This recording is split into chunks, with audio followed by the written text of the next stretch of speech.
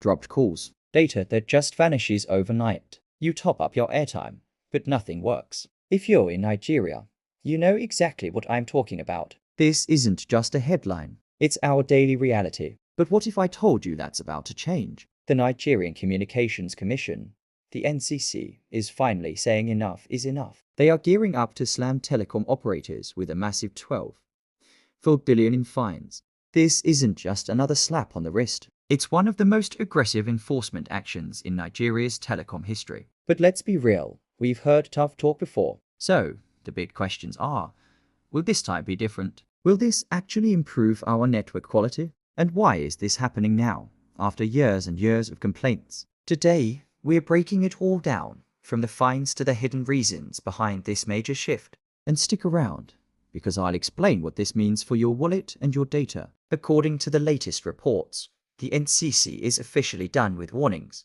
After being flooded with consumer complaints, the regulator is preparing penalties totaling roughly 12 billion. These fines are aimed squarely at operators who have failed to meet the required quality of service standards. This is a big deal. The NCC is also overhauling its enforcement rules, introducing even stiffer penalties and creating new offenses related to communications. But here's the game-changing detail that makes this different. The Minister of Communications, Bosun Tijani, has made it clear he wants these penalties for poor service to be automatic. No more backroom negotiations where telcos promise to fix it later. The era of excuses might just be over. If the service is bad, the fine is triggered. Period. Now, I know what you're thinking. We've been here before, and you're right. Nigerians are skeptical, and for good reason. So why should we believe this time will be any different? Well, there are a few key reasons why this move might finally have some teeth. First, as I mentioned, the automatic penalties.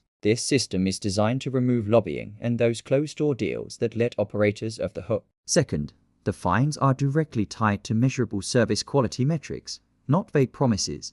It's about performance, not potential. And third, the NCC is backing this up with real action, on-the-ground audits, forcing refunds to customers, and even threatening to take action on their spectrum licenses. But let's not get ahead of ourselves. Here's the uncomfortable truth. Fines alone don't build new cell towers. Punishing a company doesn't magically repair faulty infrastructure. So, this entire plan only works if the enforcement is consistent and relentless, not just a one-off move to grab headlines. The real test is what happens 6 months from now. So, why now? Why, after all these years, is the government finally cracking down? For a long time, the telcos had a list of excuses: high operating costs, the nightmare of getting reliable power, foreign exchange scarcity, vandalism of their equipment, and endless battles over right-of-way for laying cables. And to be fair, many of these challenges are very real. But a few critical things have changed. First, tariff increases were approved earlier this year. The telecom companies asked for permission to charge us more for calls and data, and they got it. The NCC's position is now crystal clear.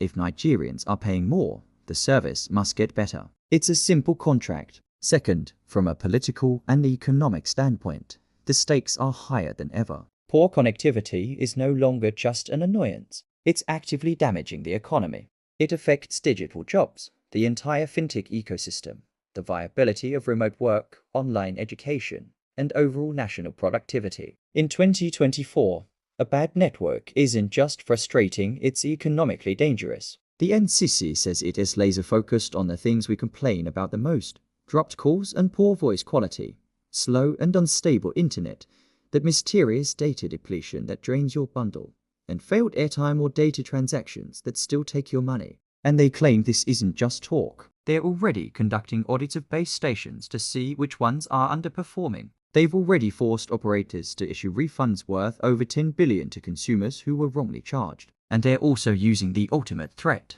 spectrum reallocations. Let me put this in simple terms. Spectrum is the invisible highway that all wireless signals travel on. It is the absolute lifeblood of a telecom company. Without it, they have no business. When a regulator starts messing with a company's spectrum, you can be sure that everyone in the boardroom sits up and listens. So if this is all enforced properly, what should we, the consumers, expect to see? First, operators should start investing more in their actual infrastructure, not just plastering cities with more marketing billboards. Second, Underperforming base stations will either have to be upgraded or risk being shut down, which should reduce congestion. Third, we should see better use of spectrum, leading to faster, more reliable connections. Fourth, we should hopefully see fewer of those ghost deductions, because being forced to issue refunds directly hurts the bottom line. And finally, this creates internal pressure within the telecom companies themselves. Suddenly, the engineers who can fix problems become more important than the executives who make excuses.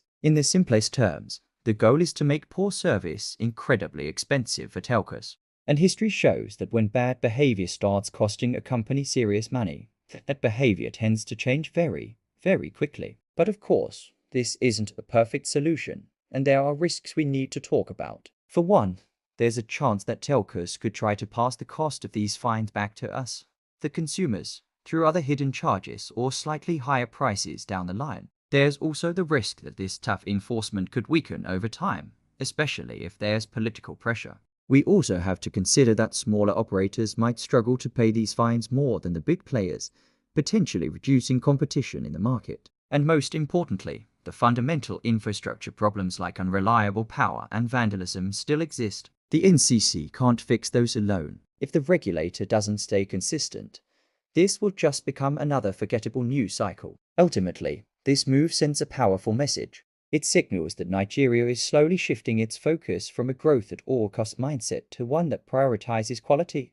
reliability, and accountability. In today's world, reliable connectivity isn't a luxury. It's the foundational backbone for everything from fintech and AI to remote work, digital exports, and youth employment. If the NCC holds its ground and remains firm, this could genuinely be a turning point for Nigeria's digital economy. But if this enforcement fades away in a few months, we'll be right back where we started, staring at our phones, complaining about dropped calls and disappearing data. So, the real test isn't the 12 billion fine announced today. The real test is the state of our network 6 months and even a year from now. Now, I want to hear from you. What do you think? Is this the moment things finally change for Nigeria's networks?